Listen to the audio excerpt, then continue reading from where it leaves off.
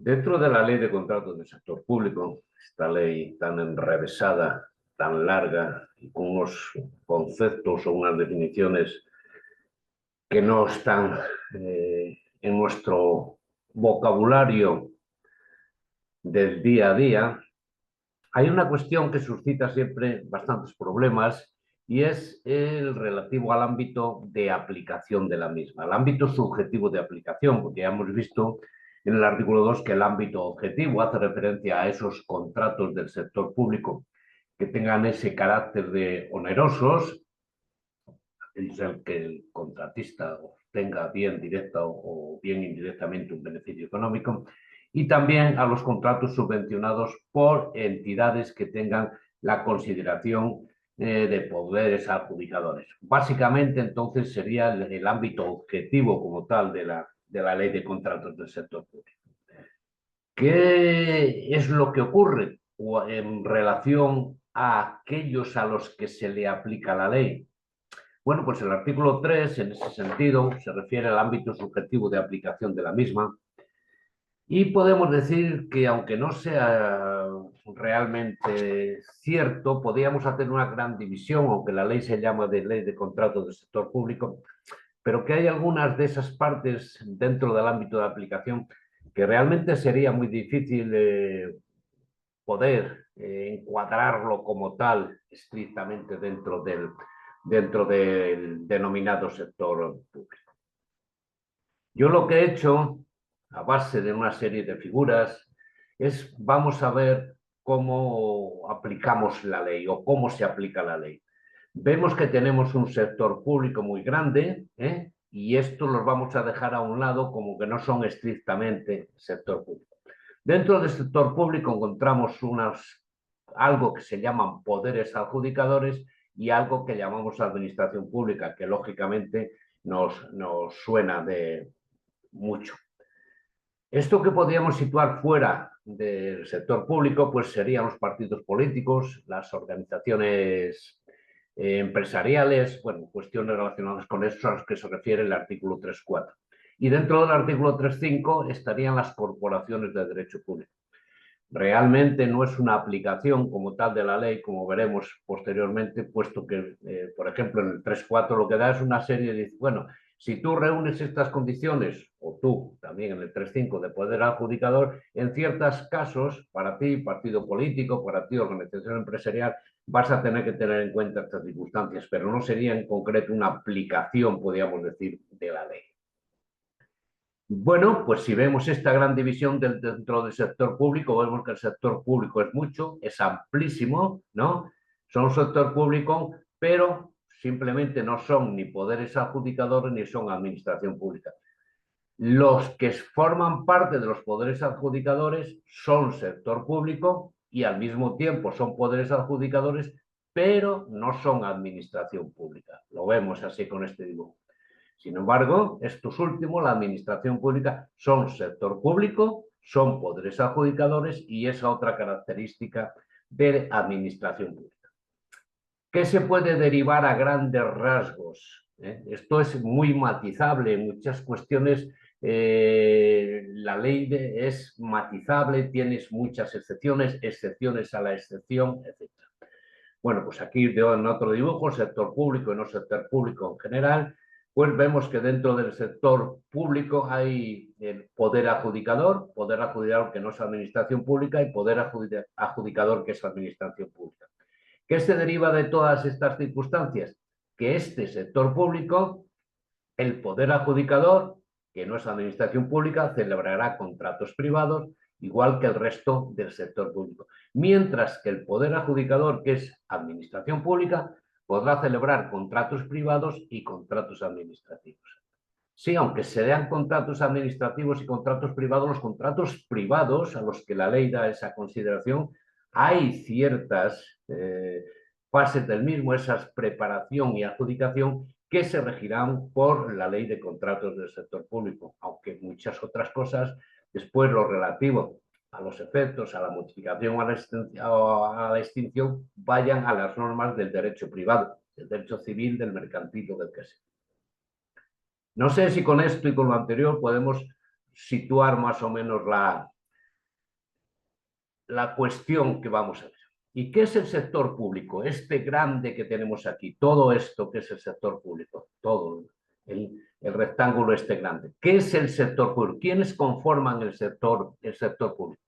Y nos dice que a los efectos de esta ley, cuidado, a los efectos de esta ley, a lo mejor a los efectos de esta ley no tiene la consideración de sector público, algo de lo que aquí se cita. Pues se consideran que forman parte del sector público la Administración General del Estado, la Administración de las Comunidades Autónomas, las ciudades de Ceuta y Melilla y las entidades que integran la Administración local. Básicamente lo que podemos considerar como Administración territorial. También forman parte las entidades gestoras y los servicios comunes de la Seguridad Social. Una entidad gestora de la Seguridad Social es el Instituto Nacional de la Seguridad Social. O los servicios comunes de la Seguridad Social son la Tesorería General, por ejemplo, la Gerencia de Informática o los servicios jurídicos. En tercer lugar, forman parte de este sector público los organismos autónomos, el servicio público de empleo, yo qué sé, el Instituto de la Mujer, Instituto de la Juventud, las confederaciones hidrográficas, no sé, 50 por ahí, que si al final del tema lo dejaré en una especie de resumen que tengo hecho o de esquema respecto a quienes forman parte de esta administración institucional del Estado. Bien, pues entonces hablamos de los organismos autónomos, por ejemplo, pues el Servicio Público de Empleo Estatal, las universidades públicas y las autoridades administrativas independientes, que también tendremos que acudir a la Ley 40/2015, en concreto, por ejemplo, pues la Agencia Española de Protección de Datos.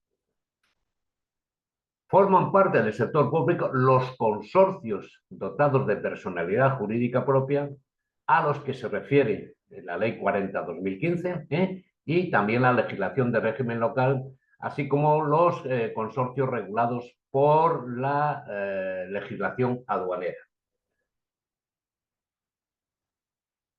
La letra D hace relación a que forman parte del sector público las fundaciones públicas, pero se le exige que cumpla alguno de los requisitos que se citan en la misma. Pues que se constituyan de forma inicial con una aportación inicial directa o indirecta de una o varias entidades integradas en el sector público, o reciban dicha aportación con posterioridad, que el patrimonio de la fundación esté integrado en más de un 50% por bienes y derechos aportados por alguno de los integrantes del sector público, o que la mayoría de los derechos de voto en su patronato, el órgano de dirección, correspondan a representantes del sector público. Para ser considerada la fundación pública integrante del sector público respecto a la ley de contratos, se tiene que dar alguno de esos tres requisitos. La letra F hace referencia a las mutuas colaboradoras con la Seguridad Social. Habréis visto por ahí Ibermutua, Asepello, Premap, etc. Cuidado, no tenemos que confundir las mutuas colaboradoras con la Seguridad Social a las entidades gestoras y los servicios comunes de la Seguridad Social. Unas, de hecho, van a ser administraciones públicas, mientras que a las otras lo único que le queda es la consideración de poder adjudicador. Hay que tener en cuenta estas cuestiones, sobre todo a la hora de preguntas de tipo test. Entidades gestoras y servicios comunes es una cosa, y las mutuas colaboradoras con la Seguridad Social son cosas completamente distintas. Con arreglo a la letra G, forman parte del sector público las entidades públicas empresariales a las que se refiere la Ley 40/2015, pues ADIP, SEPE, SEPI, etc. Y también cualesquiera otras entidades de derecho público con personalidad jurídica propia que estén vinculadas a un sujeto perteneciente al sector público o dependientes del mismo.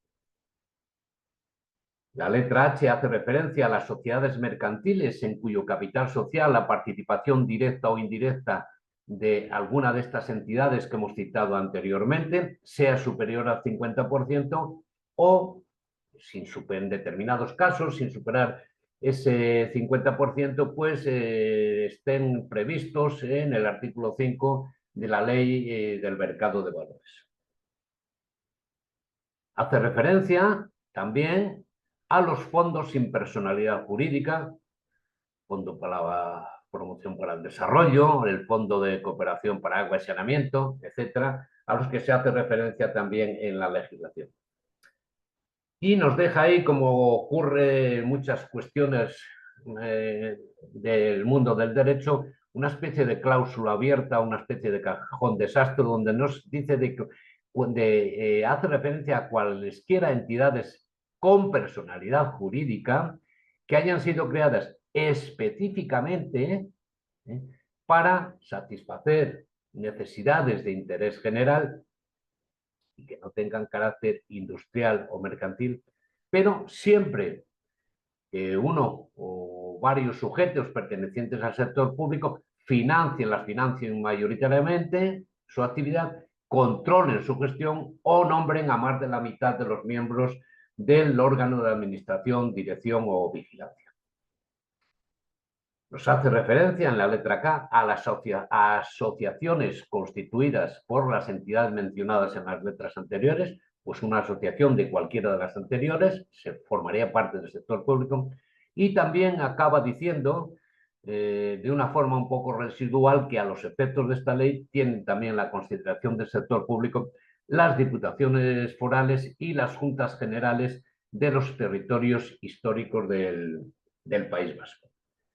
Luego tenemos un primer cambio amplísimo que es el sector público. ¿Qué es lo que ocurre? Que de este sector público vamos a sacar después la mayor cuestiones relativas a la aplicación como tal, como será por un lado la administración pública, los que formen de estos administración pública, y por otro lado los que son poderes adjudicadores. Bien, visto lo anterior, lo que nos dice el artículo 3.1, en el artículo 3.2 ya desgaja dentro de ese sector público a una parte de ella que son la administración pública o administraciones públicas. Nos dice este artículo 3.2 que dentro del sector público y también, lógicamente, a los efectos de esta ley, tendrán la consideración de administración pública una serie de ellas que cita. Primero dice, las mencionadas en las letras A, B, C y L de apartado anterior. Pues bueno, la llamada administración territorial que os he dicho, las entidades gestoras y los servicios comunes de la seguridad social, los organismos autónomos, las universidades públicas y las autoridades administrativas independientes y las diputaciones forales y las juntas generales de los territorios históricos del País Vasco. Vemos que aquí aparece como administración pública las entidades gestoras y los servicios comunes de la seguridad social, que no tendremos que confundirlo con las mutuas colaboradoras de la seguridad social que no tienen la consideración de administración pública. Luego, en primer lugar, dentro de este sector público, ¿quién son administraciones públicas? Pues unas que ya hemos visto allí y que son las que reflejan. ¿Quién más tiene la consideración de administración pública? Nos dice los consorcios y otras entidades de derecho público, pero si se dan una serie de circunstancias. ¿Aparecían los consorcios aquí? Los consorcios dotados de personalidad jurídica, efectivamente. Pero para ser administración pública, como tal, tienen que reunir una serie de circunstancias. Pues nos dice, las establecidas en la letra D del apartado siguiente, es el apartado 3.3D, para poder ser considerado poder adjudicador. ¿Qué se necesita para ser considerado poder adjudicador? Bueno, pues que hayan sido creadas específicamente para satisfacer necesidades de interés general que no tengan el carácter mercantil o industrial, y que uno o varios sujetos que deban considerarse poder adjudicador de acuerdo con unos determinados criterios que son que bien financien mayoritariamente su actividad, bien controlen su gestión o bien nombren, como hemos visto anteriormente, a más a más de la mitad de los miembros de sus órganos de su órgano de administración, de dirección, de vigilancia. Más, estos consorcios, para poder darse esta circunstancia de ser administración pública, además de cumplir este primer requisito, deben estar vinculados a una o varias administraciones públicas o ser dependientes de las mismas. Y por último, se necesitará que no se financien mayoritariamente con ingresos de derecho, con ingresos de mercado. Bueno, y nos dice que se entiende que se financia mayoritariamente con ingresos de mercado cuando tengan la consideración de productor de bienes de conformidad con el sistema europeo de cuentas, que bueno. Luego tenemos que dentro del sector público hay algo que es administración pública. ¿Cuáles son? Estas del 3.2, a que se hace referencia, y después también se hace referencia a los consorcios y otras entidades de derecho público, pero cuando se dan una serie de circunstancias. Es importante la distinción porque la administración pública, los que tengan esta consideración van a ser los únicos que van a poder formalizar contratos administrativos, no los poderes adjudicadores ni el resto del sector público, y también podrán hacer contratos privados. Bien, ya visto los dos primeros, lo que es el sector público, todo lo grande, lo que es algo más pequeño del sector público, que es la administración pública o las administraciones públicas, vamos a ver qué es eso de los poderes adjudicadores. Y dice, estos son conceptos que derivan del derecho de la Unión Europea, entonces a lo mejor son conceptos que no nos suenan o tienen difícil encaje en nuestro lenguaje jurídico en un principio. Estos poderes adjudicadores, a los efectos de la ley, nos dice la ley, con arreglo al artículo 3.3, que son los siguientes: las administraciones públicas, las fundaciones públicas, que según el artículo 3.1 tienen que reunir algunos de esos requisitos, las mutuas colaboradoras con la Seguridad Social. Las mutuas colaboradoras con la Seguridad Social son poderes adjudicadores. ¿De acuerdo? No son administración pública. Administración pública son las entidades gestoras y los servicios comunes de la Seguridad Social. Sin embargo, las mutuas colaboradoras con la Seguridad Social, ASEPE y FREMAT, son poderes adjudicadores.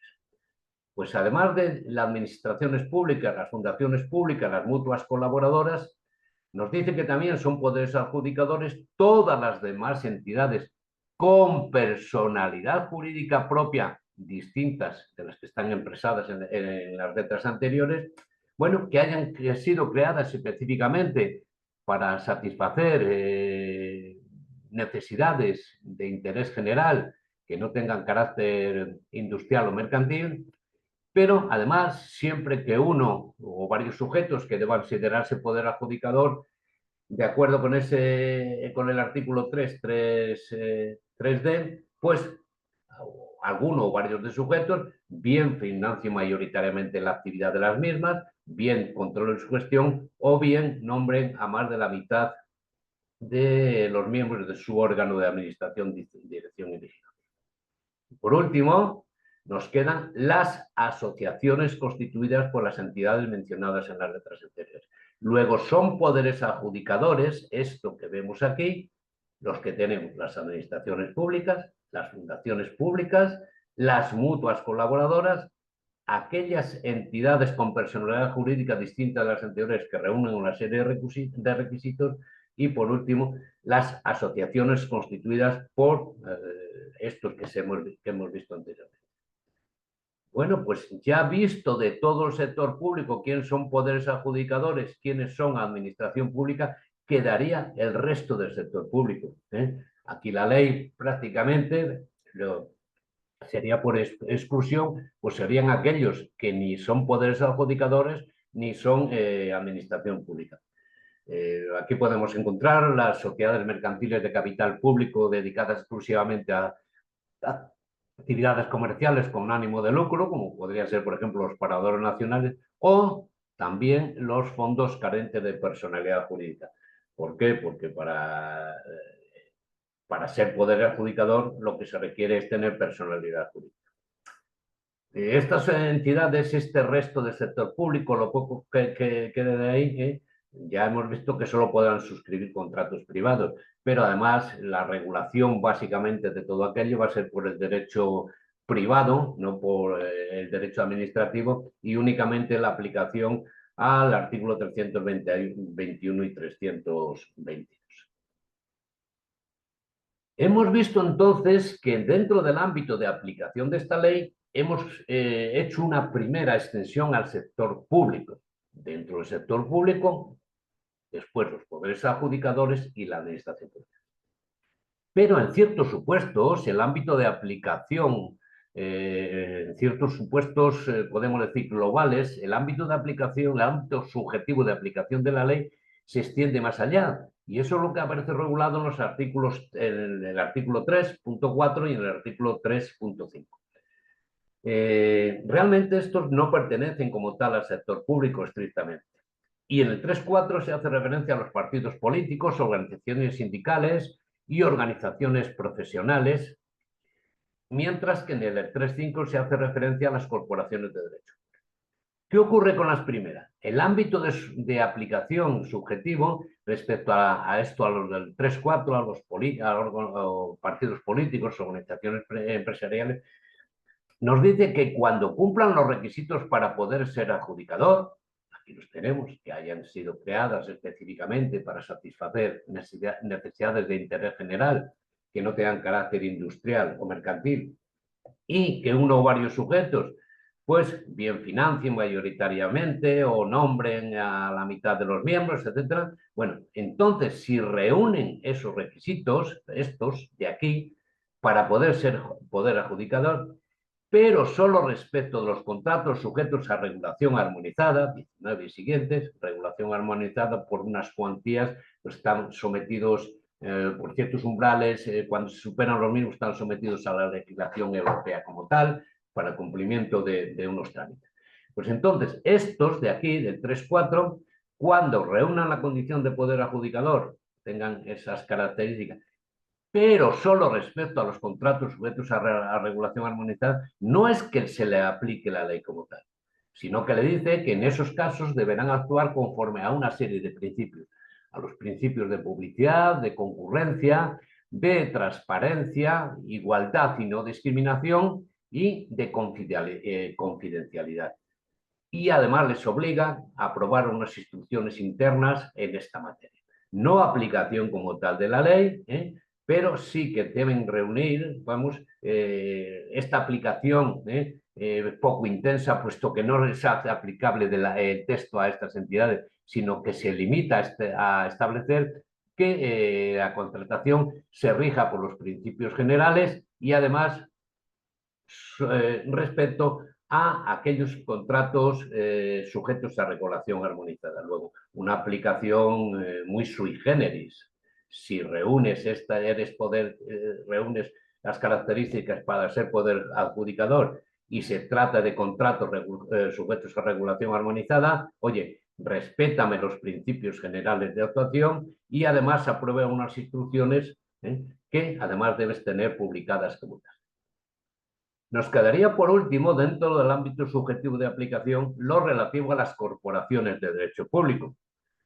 Los colegios profesionales, por ejemplo, el colegio de abogados. Bueno, pues entonces nos dice el 3.5 que quedarán sujetas a esta ley de las corporaciones de derecho público cuando cumplan los requisitos para poder ser poder adjudicador, pues de acuerdo con lo que hemos visto en el 3.3d, ¿no?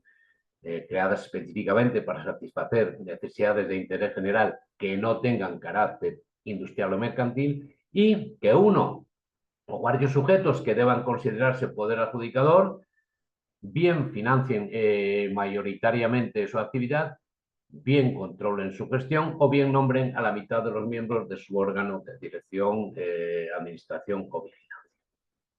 Esto es a grandes rasgos lo que mi particular interpretación, podríamos decir, del ámbito subjetivo, porque el ámbito subjetivo muchas veces lo que dice, no, nos limitamos al sector público. No, a la hora de estudiarlo hay que tener en cuenta que además de ese sector público como tal, tendremos que extenderlo a qué? Al 3.4, a los sindicatos, organizaciones sindicales, asociaciones empresariales, etcétera, y a las corporaciones de derecho público del artículo 3.5. Mirar, aquí lo único que hago es una composición y clasificación del sector público institucional con arreglo a lo dispuesto en el artículo 83 de la Ley 40/2015. Simplemente esto es para que veáis unos ejemplos sobre lo que son o lo que consideran organismos autónomos, aquí os pongo una serie de ellos, lo que son las entidades públicas empresariales, con ejemplo, las autoridades administrativas independientes, hemos hecho antes referencia a la Agencia Española de Protección de Datos, bueno, los consorcios, las sociedades mercantiles estatales, he dicho anteriormente, las fundaciones del sector público, hay aquí una serie de ellas, los fondos sin personalidad jurídica, bueno, y las universidades, que eso no tendremos ningún problema. Simplemente esto lo que trata es de ver pues, qué es un organismo autónomo, qué es una entidad pública empresarial, simplemente para que con un vistazo podáis, bueno, pues están metidos dentro de este, forman parte de las sociedades mercantiles estatales, ¿quién? Bueno, pues estos, vale, pues ya tengo a lo mejor a DIF, que nos puede sonar de los trenes y tal, pues a lo mejor tengo una idea un poco más global de lo que puede ser, todo esto para, no sé, concretar más específicamente ese ámbito de aplicación dentro del sector público como tal, que como vemos quedarán muy pocas cosas reducidas al sector público estricto, porque van a ir prácticamente todo dentro de lo que son los poderes adjudicadores o dentro de lo que son las administraciones públicas. Esperemos que nos pueda servir esta disertación para poder comprender ese ámbito subjetivo de aplicación de la ley. Salud.